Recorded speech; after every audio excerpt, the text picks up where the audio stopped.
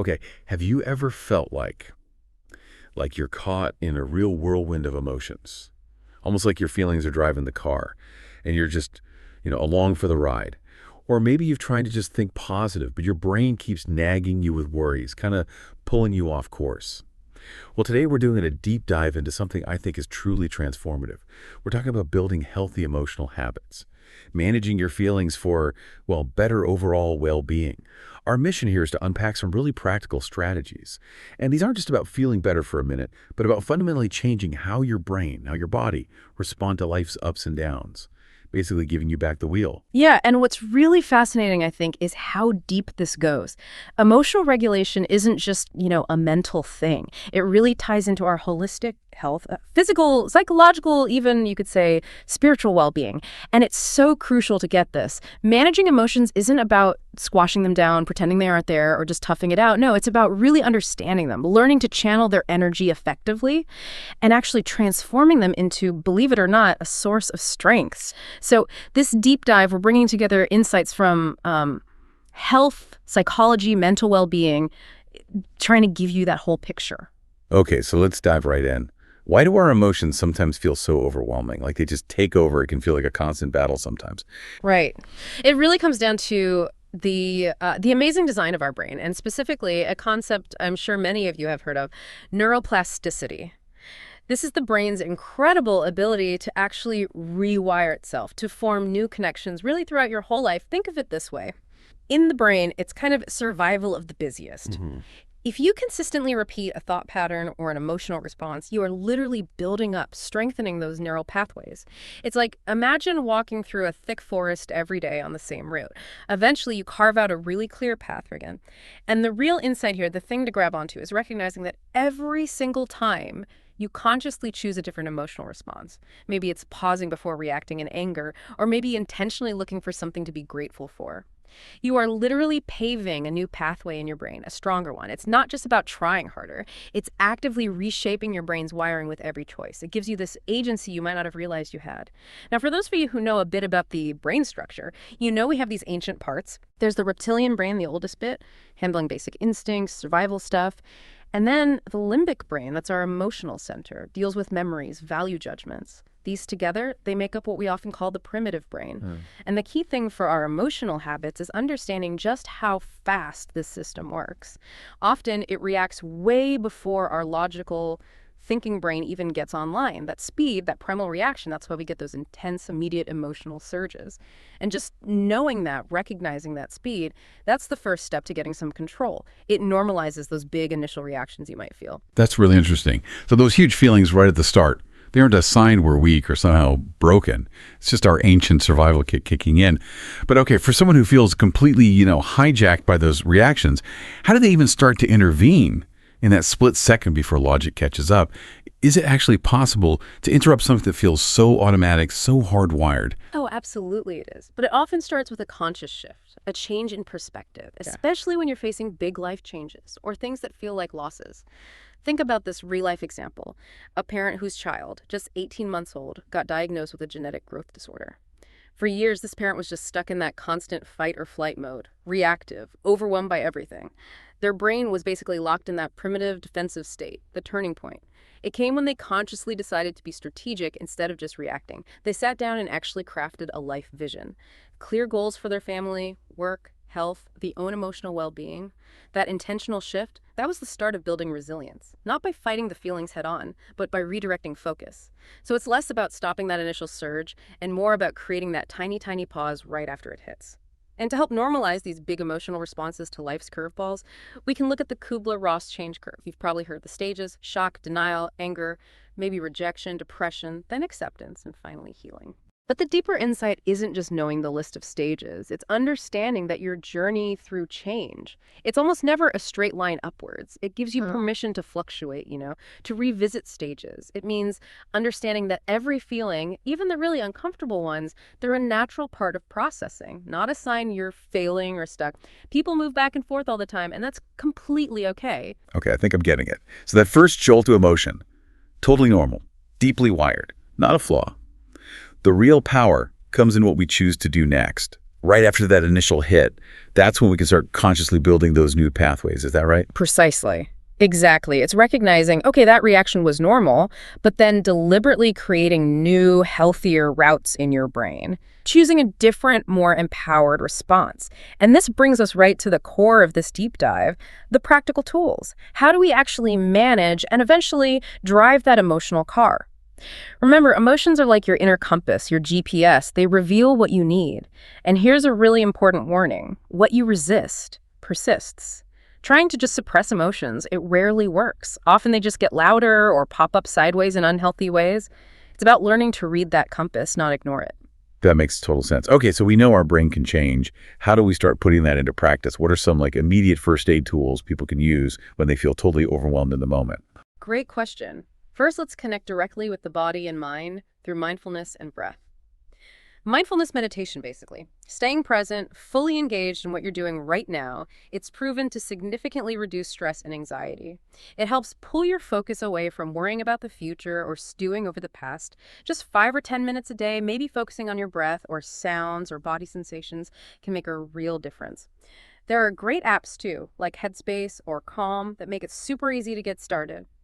Honestly, I find myself using simple breath awareness all the time, stuck in traffic, before a presentation, just a quick reset. And for immediate calm, right in the heat of the moment, try deep breathing techniques, like box breathing. It's simple. Inhale slowly for a count of 4, hold your breath for 4, exhale slowly for 4, and then hold the exhale for 4. Just repeat that cycle a few times when you feel stressed. You're actively telling your brain, hey, we can shift out of fight or flight now, it's okay. It signals relaxation. So breath is like an immediate anchor. That's powerful. We've talked internal state, breath, but what about the bigger picture, those consistent daily habits? How much does our physical body actually influence our emotional baseline? Oh, hugely. It's massive and often really underestimated. Regular exercise is such a potent tool for emotional regulation. It releases endorphins, the brain's natural feel-good chemicals. Instant mood boost lowers anxiety. And you don't need to become some elite athlete. Even 30 minutes of moderate activity, a brisk walk, jogging, cycling most days can significantly cut stress and build resilience. And please, don't underestimate the power of nutrition. What you eat genuinely matters. A balanced diet, things rich in omega-3s like you find in salmon or walnuts, can actually help reduce symptoms of anxiety and depression. On the flip side, cutting back on excessive caffeine and sugar, that can help prevent those big energy crashes and mood swings that leave you feeling totally drained and on edge. That gut-brain connection is real. What you feed your body directly feeds your brain chemistry and your mood. That's such a crucial reminder, that body-mind link. Okay, but what about? What about those thoughts, those really tricky thoughts that just seem to pop up out of nowhere, grab the wheel, steering us straight into negativity? How do we take control back from those? Right. This is where cognitive behavioral techniques, or CBT, become incredibly useful. Many people have probably heard of CBT. Dr. Aaron Beck gave us the cognitive behavior emotions triangle, basically. Thoughts, emotions, and behaviors are all linked. They influence each other constantly. And the really profound insight here is if you consciously change one corner of that triangle, it automatically starts to shift the others. It's a feedback loop. Take this example. A teenage boy with OCD, terrified of germs, washing his hands obsessively. Instead of just talking endlessly about the fear, they changed his behavior first. They had him feed birds in a park. Seems unrelated, right? But engaging in that new behavior gradually shifted his thoughts about germs, and the hand-washing compulsion actually decreased significantly. Or think about an 8-year-old girl terrified of dogs. She used a coping step plan, gradual exposure, tiny steps. That proactive behavior changed her emotional response and her thoughts about dogs over time. The power is knowing you don't always have to start by wrestling the thought itself. You can tackle the behavior first.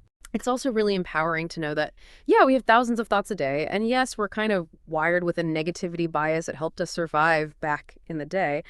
But we absolutely can rewire our brains for more positivity. It involves actively challenging negative self-talk. A fantastic way to do this is using Socratic questioning. Ask yourself things like, is this thought always true? Am I maybe exaggerating things a bit? What's another way to look at this situation? What advice would I give a friend if they were thinking this? It's like using logic to investigate your own thoughts. This disciplined practice helps you find more balanced, realistic, and yeah, more positive perspectives. It's like being a detective for your own mind. And building on that, Dr. Carol Dweck's work on the growth mindset is so powerful for emotional resilience. It's the belief that your abilities aren't fixed. They can grow through effort, through persistence. The key insight is shifting how you see mistakes. They're not failures. They're actually invaluable chances to learn. For ourselves, and especially with kids, it's about praising being. You're so kind. You're really resilient. You're funny. Not just praising doing or achieving. This builds this internal sense of worth that isn't totally dependent on external results or being perfect, that fosters deep emotional security. That feels like a huge shift in perspective. Yeah. From being a victim of your thoughts to actually becoming their active challenger. So, okay, once we start challenging the negative stuff, how do we actively, invite more positivity into our daily lives? Yeah, challenging is step one, but then how do we actively cultivate the good stuff? Well, one really powerful idea is the positivity ratio. Research suggests aiming for about 3 positive experiences for every 1 negative one leads to greater well-being. This isn't about pretending challenges don't exist. It's about actively noticing, seeking out, and really savoring the good moments no matter how small they seem. A great tool for this: create a vision board. Use pictures, photos, words, drawings of your hopes, your goals. And here's a tip. Make sure you include how you want to feel when you achieve those things. Not just the what, but the how it feel. Put it somewhere you'll see it every day. It helps prime your mind. Also, it's really crucial to know the difference between healthy and unhealthy ways of coping or distracting yourself. Use healthy distractions, maybe go for a bike ride, lose yourself in a good book, work on a hobby. These are different from unhealthy distractions like, say, mindless eating, endless social media scrolling, or maybe too much gaming, which can actually lead to avoiding emotions altogether. And one more thing, learning to recognize physical signals versus emotional ones. Take empty stomach hunger. That very basic, primitive urge to eat when your stomach feels empty. Sometimes we mistake that for an emotional craving or just general discomfort.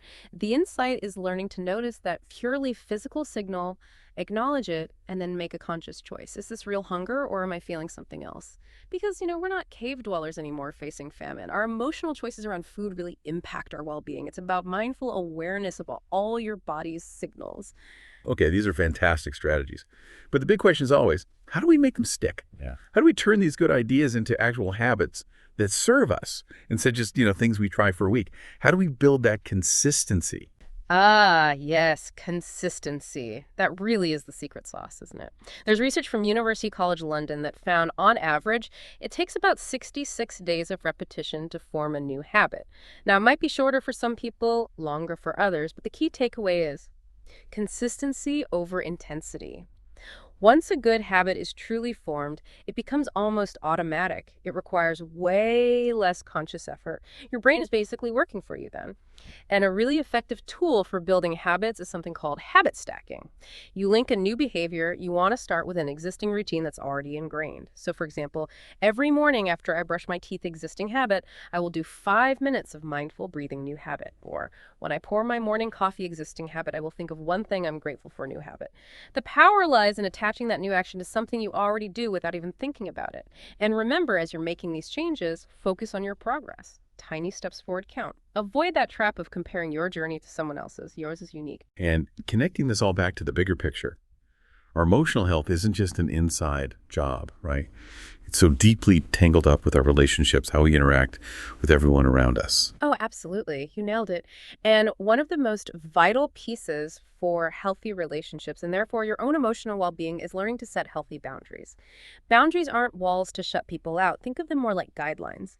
They encourage autonomy, they set clear expectations, they give you this really important sense of self-respect, they ensure your comfort, and they clarify who's responsible for what. They can be physical, like please don't look through my phone, sexual boundaries, emotional maybe. I'm not comfortable discussing that topic at work. Yeah. Or even material or financial, like deciding whether or not to lend money. Without healthy boundaries, relationships can easily become draining or even toxic. You might feel taken advantage of or overwhelmed, and that just fuels negative emotional cycles. Now, unhealthy boundaries tend to be either too rigid, like keeping everyone at arm's length, leading to isolation, or way too porous, making it hard to say no, maybe leading to oversharing or feeling constantly drained by others' needs. People might struggle with this for lots of reasons, maybe a need for control or a deep fear of rejection. Maybe they just never learned how, or they're naturally very agreeable or have low self-esteem. There's also something called enabling behavior, where you kind of shield someone from the natural consequences of their actions. That stops them from learning or dealing with their own stuff. The real insight here is that healthy boundaries, they're actually an act of self-love and respect for the other person. They create the space needed for genuine, healthy connection. That's such a critical distinction. Okay, so for those of us listening who find setting boundaries really hard, maybe feel guilty or worry about confrontation, what are some practical steps? How can we start doing this effectively? That's a great question because it is challenging for many people. The good news is it's a skill you can learn, and it definitely gets easier with practice. Here are maybe 4 key tips. First, know what you want. Before you even think about talking to someone, take time to reflect. What are your values, your beliefs? How do interactions with certain people leave you feeling? Ask yourself, did I feel disrespected? Did I feel pressured? What are your absolute non-negotiables? Getting that internal clarity is step 1. Second, talk to the person. And timing matters here. Choose a calm moment, not when you're already upset or arguing. Use I statements. Express your needs clearly, calmly. Like, I feel unheard when I'm interrupted and I need to be able to finish my point. Focus on your feeling and need. Avoid blaming language. Third, enforce your boundaries. This is often the hardest part, but it's crucial. If someone crosses a boundary you've set, you need to calmly but firmly restate your need. And you have to be willing to follow through on reasonable consequences you might have decided on beforehand. If you raise your voice, I'll need to end this conversation. You have to be prepared to actually do that. It teaches people how you expect to be treated. And fourth, equally important, respond respectfully when others set boundaries with you. Take a breath. Really listen. Try to accept that they know what's best for them, even if it feels inconvenient or uncomfortable for you. And if you realize you've overstepped, apologize sincerely. This builds mutual respect and makes the whole dynamic much healthier. And remember, boundaries aren't set in stone. They often need to shift as relationships change or circumstances evolve. So open, ongoing communication is absolutely key to navigating those changes without building up resentment. This is all so helpful to kind of pull all these amazing pieces together and give you a way to remember these tools. Maybe think about the emotional acronym as a sort of holistic guide for building that resilience. E for empathy for yourself and others. M for mindfulness, staying present. O for open communication, talking to trusted people. T for taking time reflecting on your feelings. I for inspiring thoughts, motivating yourself. O for observing connections, seeing how thoughts, feelings, actions link up. N for normalizing accepting strong emotions are human. A for action, taking those small steps. And L for listening attentively to others and to your own inner signals. Wow, we've covered so much ground today. From literally rewiring your brain with neuroplasticity and understanding those primitive urges, all the way to the incredible power of setting healthy boundaries in our relationships. It's so clear that managing our feelings isn't passive at all. It's an active, really empowering journey where you get to take the wheel back. We've seen how thoughts, emotions, behaviors are all woven together, how those small, consistent actions build real, lasting habits, and the huge strength we gain from nurturing healthy connections with others. Exactly. And if we connect all this to the bigger picture, I think the core lesson from this deep dive is that emotional well-being, it's not some final destination you arrive at. It's really a continuous journey, a journey of intentional habit building. It's about choosing again and again to be strategic in how you navigate your inner world rather than just being constantly reactive, which leads to, I think, an important question for everyone listening. Knowing that every single conscious choice you make helps pave a new pathway in your brain. What's one small, consistent emotional habit you will choose to start cultivating, starting today, to pave your own pathway towards greater well-being and really take full control of your emotional car? We really hope this deep dive has given you some powerful tools, some fresh insights for your own journey toward healthier emotional habits and ultimately a more fulfilling life. Thanks for joining us, and until next time.